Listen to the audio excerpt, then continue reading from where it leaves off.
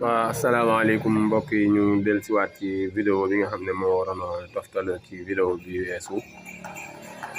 ñu yemoon ci ñu leen doon wax radiateur nu muy serale ndox meeg yooyu déclencheur biñ leen doon wax moo nekk nii mooy lii xandal gi nga xam ne buy daw nii lay def di tourné buy daw day def nii di tourné mooy upp ndox mi mooy tax bu ndox mi tàngee radiateur bi bu ko bloc bi joxee ndox mu tàng bi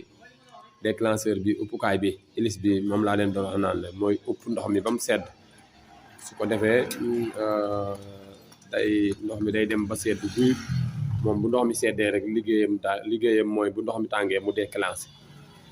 déclenché mooy ñu commencé waat ko fii ci radiateur bi ngeen gën a comprendre radiateur bi moo nekk nii ñaari tib yi fi la raakoolu ndox yi monté tib bi ak tib bi fi la raakoolu ndox yi monté léegi mano kii bi mano ndox bi moo nekk nii mano bi mooy def bu ndox mi seddee am na fil buy monté fii dem ca moteur ba léegi bu ndox mi seddee rek mano bi mooy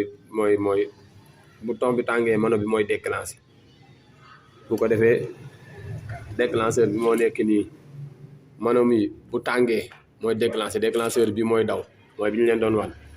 mooy daw upp ndox mi ci radiateur bi nii la ciy tafoo comme ni ma ko ci tegee nii xaaral ma gën ko expliquer mu gën a leer comme ça ñu gën ko bàyyi xel moom nii lay def ci kaw radiateur bi nii la koy tiime léegi bu demee ba ndox mu tàng mi agsi rek mano bii day déclenché léegi bu déclenché hélice bi day daal di commencé daw tiim radiateur bi di ko ëpp ba ndox mi sedd bu ko defee bu ndox mi seddee déclencheur bi kii bi mano bi déclenché woon day taxaw bu ko defee déclencheur bi hélice bi nga xam ne mooy yor ngelaw li di upp ndox mi pour mu sedd bu mano bi taxawee rek moom tamit day daal di taxaw ba keroog ndox mi tàng mi ñëwaat bu bi déclenché moom mu déclencheur bi laa leen doon wax naan ci beneen vidéo bi ma ñëwee dinaa leen ko wan ngeen gën ko expliquer léeg-léeg ngay dawal ba mu yàgg sa déclencheur taxaw wa ilaa day lakk wala am fil bu rocceeku wala am lu ko téye ba mu taxaw nga xam ne léegi booy dawal soo dul bàyyi xel tableau de bord bi ba mu taxaw wala mu lakk te kii woo day tax oto bi sofe te bu oto bi sofee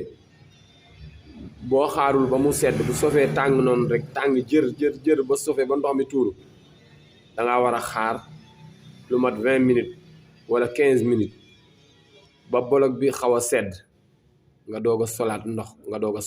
ba ngay jël sa temps waaye boo yàkkamtee rek jël ndox mi daal koy solaat ci tàng bi noonu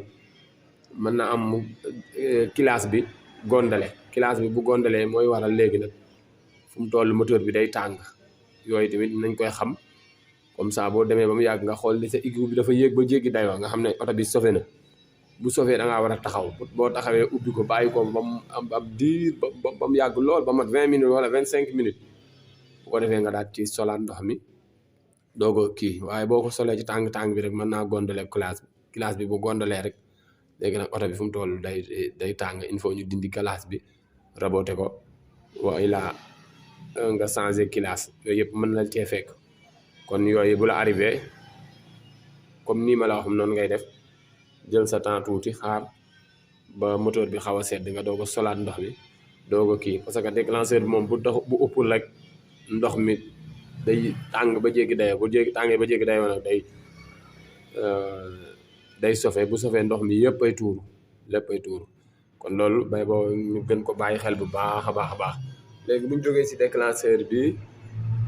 dañuy ñëw ci alternateur bi ci moteur bi lay tax moom ci lay bootu nii moo nekk nii may laal gis nga moom dafay tourné moom tamit lii mooy chargé batterie bi nga xam ne moo nekk ci oto bi batterie oto alternateur bii lii may laal nii mooy alternateur dafa takk ci moteur bi mais bu ma amoon bu détaché wu dinaa leen ko gën a expliquer ba am na benn bu nekk nii xaaral ma jël ko man leen ko carrément alternateur mu ngi nii moo nekk nii voilà bi détaché woon ak moteur bi alternateur moo nekk nii fii ab courant moo fi monté fii nii ab courant moo fi monté boo xam ne si mooy dawal gis nga mooy dawal alternateur bi mooy chargé batterie bi nga xam ne mooy taal oto bi alternateur bi moo koy chargé léegi nag alternateur bi bu demee ba lakk mooy waral léeg-léeg nga gaare